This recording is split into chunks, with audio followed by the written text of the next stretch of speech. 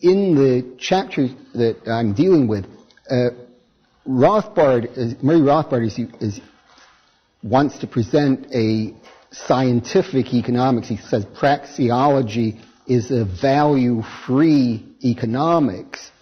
But at the same time, as everyone knows, he's very strongly committed to a libertarianism. He has very strong views on ethics. So the question comes up, how can he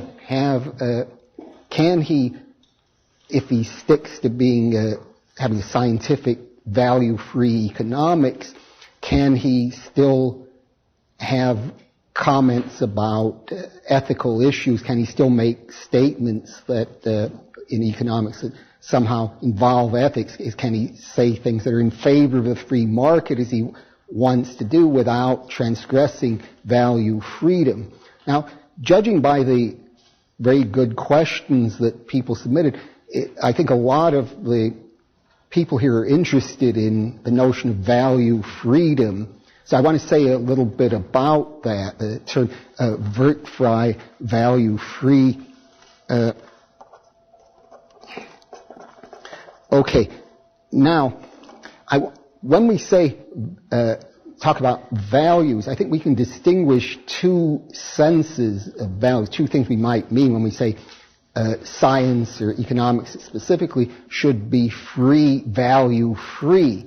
Now, we might understand the first sense is subjective preferences, supposing that where we can't say that these preferences are true or false, we can't speak of. Oh, I'm just focusing. I wish I could do the same. So we can't say that these preferences are true or false. For example, most people have a preference for either dogs or cats.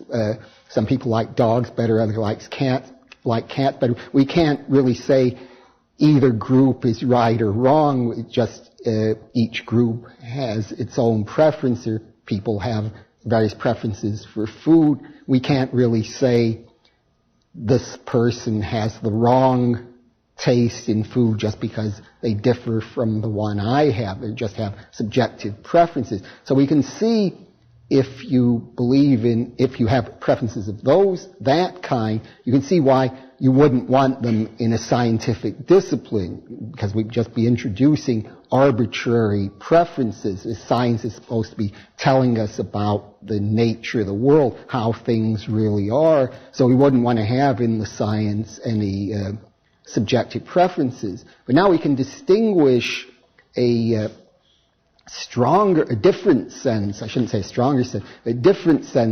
of values, where values refers just to any judgment about how the world ought to be, what people should do, what's good or what's right. And here, that's a different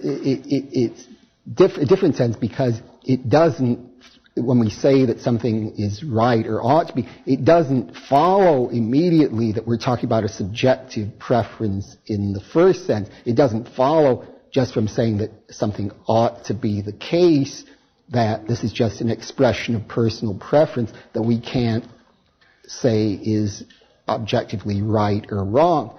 Now, there's a lot of people, or some people at any rate, think that the second sense of preference, that's to say the judgments about what ought to be, what's right or wrong, reduces to the first sense. That's to say, they think that all judgments about ethics, what ought to be the case, what's right or wrong, are simply expressions of subjective preference. This is definitely not a view that Murray Rothbard held. He was very much against that. But there are people who hold that. And this view, that's to say, this view that reduces all ethics to subjective, statements about ethics to subjective preference, was very popular in the 1930s, especially the logical positivists favored this view. It's called emotivism.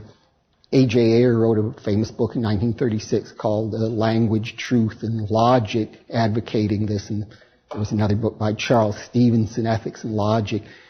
this was very influential on economists, especially who formulated the idea, especially in the 30s, that economics should be value-free. Lionel Robbins was one of the main people favoring that view, and he was very much someone who was influenced by the positivists. So you can see, if you hold this positivist view, you'd have a reason to exclude judgments about ethics from economics. But the question then comes up, well, what if you don't hold such a view? Should you still exclude ethics from economics? Now, one argument that's sometimes given to support this view is this.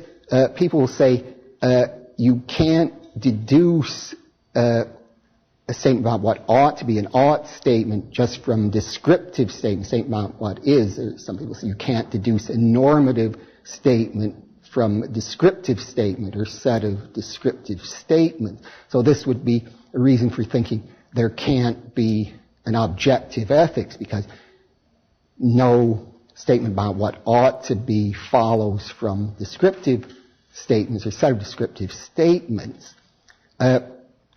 Now, one problem here is, supposing that argument is true, it's not evident that there couldn't be an objective ethics, because maybe there are certain objective statements that we just know to be true that aren't deducible, that aren't deduced or claimed to be deduced from descriptive statements, just we know or see them to be true. If I say we shouldn't murder people for fun, maybe we can just see that this, or grasp that this is a true statement, even though it doesn't follow, or even if it doesn't follow from descriptive statements. And one further point about that is it isn't clear actually what the argument is supposed to be that we can't deduce ought statements from is statements. Sometimes people say, well, the ought statements aren't contained in the premises. If you start with the descriptive statements, you'll see there are no ought statements contained in those premises, so you can't then deduce an ought from an is. But see, that isn't really an argument. That's when you say the ought statement isn't contained in the premise. That's just another way of repeating the point that it isn't deducible from the premise, just repeating the claim that one can't be deduced from the other. So I don't think there's a good argument that you can't deduce ought statements from is statements. I'm not claiming that you can do that, although Rothbard, as you read his Ethics of Liberty, thought you could, but I don't think there's been any good arguments that you can't. Now, the last argument I want to mention that's relevant to this is one that was raised by Francesco in his comment. Now, he has an argument something like this. It's something, this is just a paraphrase, I hope I've got this right. It says something like,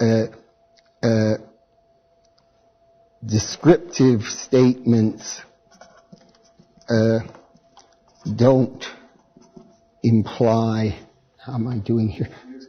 Okay, normative statements, and then we'd have a implied premise, science consists of descriptive statements plus the implications of descriptive statements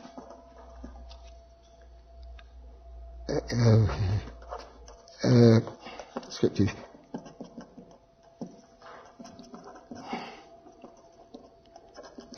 so therefore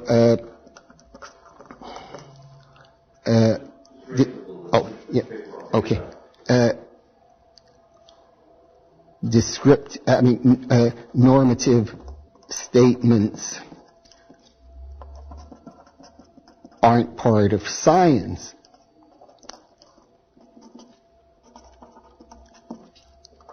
Now, as I've mentioned, I think there's some reason to question this first premise, whether we should, whether there's a good argument in favor. I haven't given an argument that's false, but I wonder whether it's true. But let's suppose we accept this, so then we have a valid argument. But you see, then the problem becomes, suppose this is right, so we say we shouldn't, normative statements aren't part of science. Well, then let's have a new concept, what we call science with an asterisk, and we characterize that as exactly like science, but one that includes normative statements. So the question then is, why should we practice science rather than science asterisk? So you see, we still don't have a good argument why we shouldn't have normative statements in science. But Rothbard, what he wants to do in this chapter, see, he says I think he does think economics is value free, but I don't think for him that's a sort of a deep truth about the world. It's just a matter of convenience. He doesn't want he thinks it's a separate area, but it isn't that there's some big problem that would arise if you included objectively true value statements, if there are such within science. Now, what does, within that limit, that's to say, confining ourselves to value-free statements, what, if anything, can an economist say about ethics?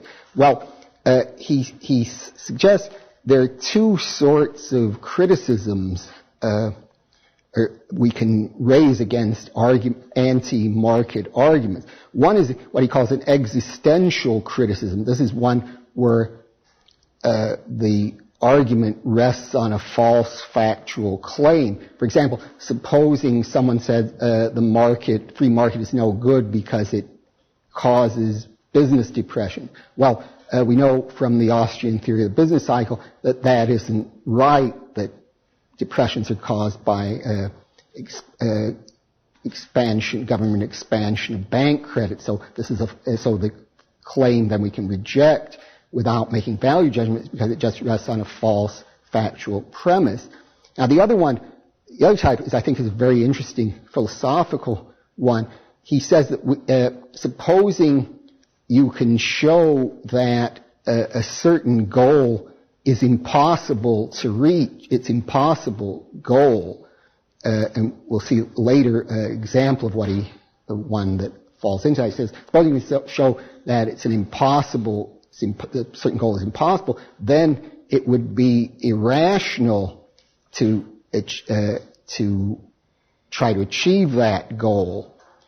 So we wouldn't be making any controversial value judgments. We were just thinking, well, if something's impossible, it's irrational to achieve that. And he also suggests, well, if the goal is impossible, then trying to achieve that goal is also impossible, because he says we know it's the truth of praxeology that the value of the means derives from the value of the end. You can see there's a very good passage. I think Bob Murphy in his study guide is right to call attention to this. He's right on 1298, I think. Let me see. You see, this is. Wait, let me get this up here. You see, can people read that? You see, this is a very important page if you read this. Now, the footnote there is very interesting because he defends the famous maxim, the end justifies the means. He says, well, since the value of the means it depends on the value of the end, so it's true that the end justifies the means. This is, but sometimes when people say that, of course, what they suggest is there are no moral absolutes. Something like supposing it's all right to torture people if you have a sufficiently valuable goal. Of course, Murray doesn't mean anything like that, because he suggests also, see in that footnote, if you read that if you think, say, that something shouldn't be should never be allowed, say you thought torture was always wrong, that would simply be an end for you. So he wouldn't be taking this premise, the end justifies the means, in any sense in which this is involves any kind of relativist view of morality. I should say, you have to be careful if you say, well, if you have these prohibitions, to say that is an end for you. Suppose you say you think that torture is absolutely forbidden, so then you say, well, one of your ends is that torture not be allowed. You have to be careful not to take that in a maximizing way, because then you could have cases, say, where you're torturing people because you think that would reduce the total amount of torture. That wouldn't be an example of what is meant there by holding something that would be absolutely forbidden. That would be what Bob Nozick calls a side constraint, something that you're never allowed to do. It's not something where you say if something is an end, this sort, something's absolutely prohibited. You say, well, you're trying to minimize the number of violations of that end. It's just you're never allowed to do it, regardless of what that leads, how many violations of the end. Well, it maximizes the number of minimizing the number of violations of the end. You see the distinction there. Okay, so that's the basic framework, but what is an example of this kind of case where you can show that something is impossible, a particular goal is impossible? And he gives one very example, I think, on 1310. He says, supposing somebody favors, somebody favors absolute equality. He says this is something that's impossible to achieve, because in order to have absolute equality, we really have to have people in identical situations, and you couldn't have that. You'd have, say, suppose you said we want people with this, two people in a neighborhood wouldn't have exactly the same view of things, and there'd always be minor differences. So absolute equality is an example of something that could never be achieved. So, see, this then, if you say people shouldn't try to achieve absolute equality, you're not making any controversial value judgments. You're just relying on the praxeological criticism. This is an impossible goal, so therefore you shouldn't try to achieve it. Now, among the comments, I think Marion had a very interesting comment on this chapter, I think, which I think would be relevant here. He says which I think is a very subtle point, says performative contradictions aren't really contradictions. They're just they just involve falsity, and then that this is the case only if you accept a correspondence theory of truth. Now, I think the first point is a very good one, that performative contradiction. Let me just put that down here. Okay, so much for that page. Supposing an example of a performative contradiction. Suppose I say, I am not now uttering an English sentence.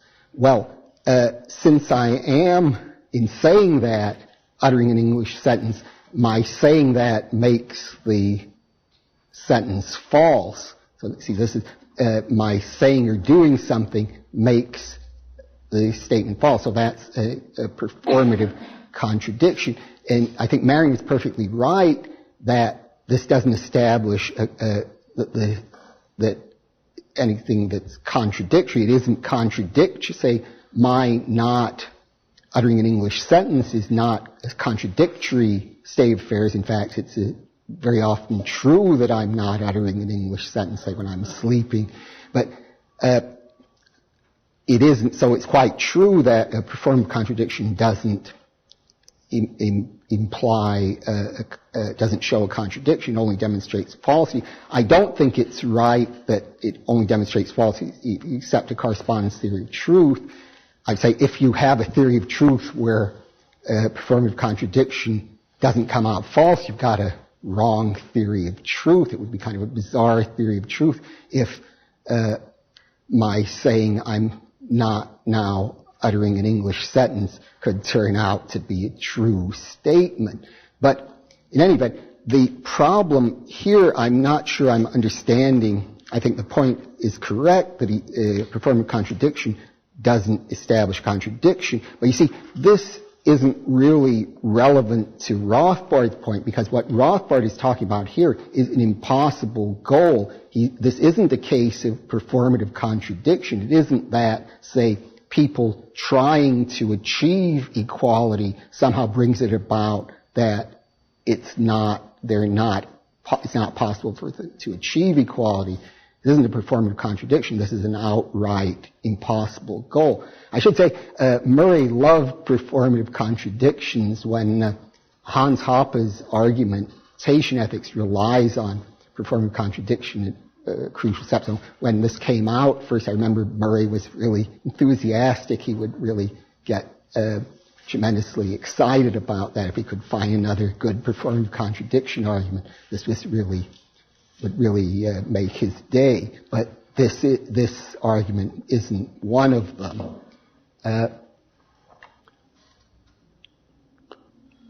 Now,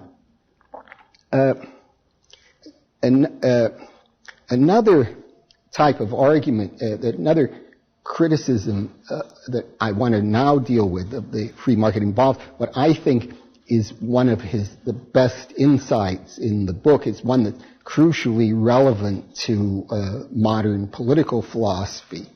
I want to get this. You have to really combine what he says in two different places. Now he mentions. I'll show you here first on I think 1333. He mentions an argument here that luck is involved in that people's earnings on the market depend on luck. So this is given as an anti-market argument. Well, is it fair that say Bill Gates has enormously more money than I do? Isn't this just a matter of luck? So he makes what I think is a really brilliant point here. He says, now in this particular passage, he's considering a case where people concede that everyone should earn according to what their discounted marginal value product is, but the person is claiming that luck accounts for the great deal of the person's income. So he says, well, how do we know that say rich people are luckier by that criterion than people who aren't so rich? Maybe the rich people are getting less than their discounted marginal value product. So the crucial point here I think he's making that when you talk about luck, this is always relative to some principle that you think should apply to distribution. Luck is always relative to a principle of distribution. You can't talk about people being lucky or unlucky absolutely. It's just relevant to principle of distribution. And you see this, which I think is the crucial point. This, for me, was the great passage in the whole chapter, the one on 1354 here. You see where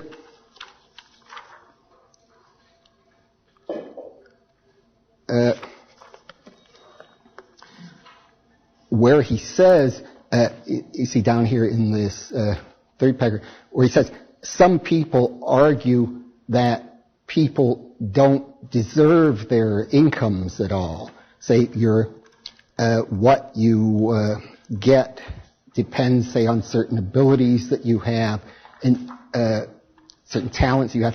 And this doesn't depend at all on your moral desert. Say it isn't. I was watching yesterday. Tiger Woods was playing golf. His great talent isn't something that he's earned because of his moral merits. It's just he happened to have been born with certain exceptional athletic ability, plus his father trained him in golf from a very early age, so because of this, he's very lucky that, so if he earns hundreds of millions of dollars, according to this argument, isn't really fair. So you see, here we can see the point Rothbard is raising in the earlier passage really applies here. If you say that this is unfair, you're assuming that people really should start off equally. You're saying, well, since people should start off equally, then if some people have very much more than others, then they're lucky, but they're and this is somehow unfair. But unless you start off with this assumption, you wouldn't have reason to say that he's lucky. Maybe he's just getting just what he should be getting. And in fact, that's just what Rothbard contends. Rothbard directly rejects the argument that people who use their talents or who are able to benefit from their superior talents are unlucky. He said, well, what could moral desert be if not using your talents? What could be a better example of deserving something? The reason I think this is a crucial point in political philosophy is this is one of the key arguments in the famous book by Rawls, John Rawls, Theory of Justice.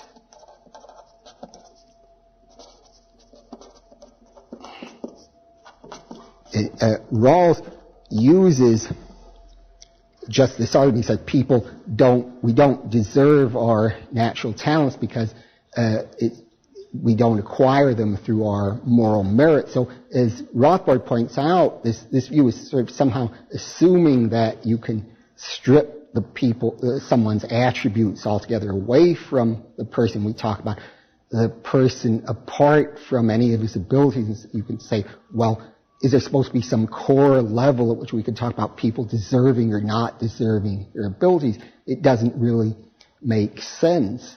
And what I think is a crucial historical point in political philosophy, Rothbard cites Frank Knight as one of those who gave this argument, who said that we don't deserve our ability. Frank Knight was a very prominent economist, one of the founders of the Chicago School. He was a very unusual person. He was very skeptical about everything. He was somewhat in favor of the free market, at least at various times. Joe Salerno has done some research on him. I hope will be published sometime. But one time he supported the Communist Party candidate for president, although he was usually pro-free market. But instead of arguing for the free market, what he would usually do would be say all the arguments for the free market are no good, but the arguments for socialism are even worse. So he would kind of support the market as the least bad alternative. But he uses just this argument that people don't deserve we don't deserve to benefit from our talents. And then this is one that Rawls picked up from Knight. If you look at Theory of Justice, you'll see he cites Knight exactly on this point. So Rothbard was really anticipating a very important development in political philosophy and criticizing it before it began. I think Rothbard's criticism is actually better than the one that Bob Nozick gave in his great book Anarchy, State, and Utopia in 1974. In the chapter that Nozick devotes to Rawls, which is, I think, the second part of chapter 7, he says that Rawls's argument, even if Rawls might be right that people don't deserve to benefit from their natural abilities, but it doesn't follow from that people aren't entitled to what they get. So he distinguishes between desert and entitlement. But I think Nozick is Rothbard has a stronger argument because he says, he challenges Rawls directly. He says, well, we do deserve to benefit from our superior abilities. Now, the chapter has a great deal of many other arguments. I'll just mention a few of these.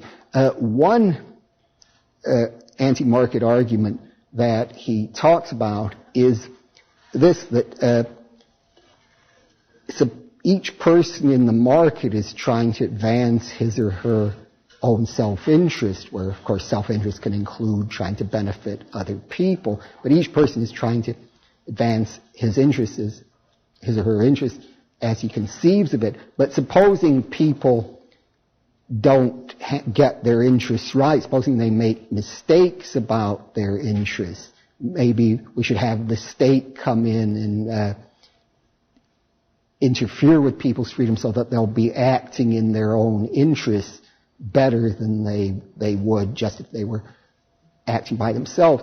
And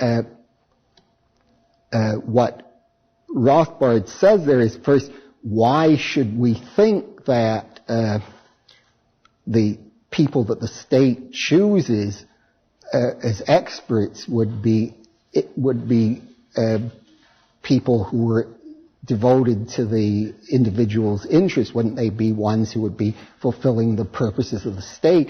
If you have, say, an individual chooses his own experts, or goes for his own experts' advice, then we would have, naturally, there would be a market for that. People would try to benefit the consumers of such expert advice, but we would have no reason to think that in the market, that with the state, that would be the case. The so-called experts would be just trying to advance their own purposes. And then he also makes, I think is a very important argument. He said, which I think, where is this? I think this is on 1302, I think. Where is this?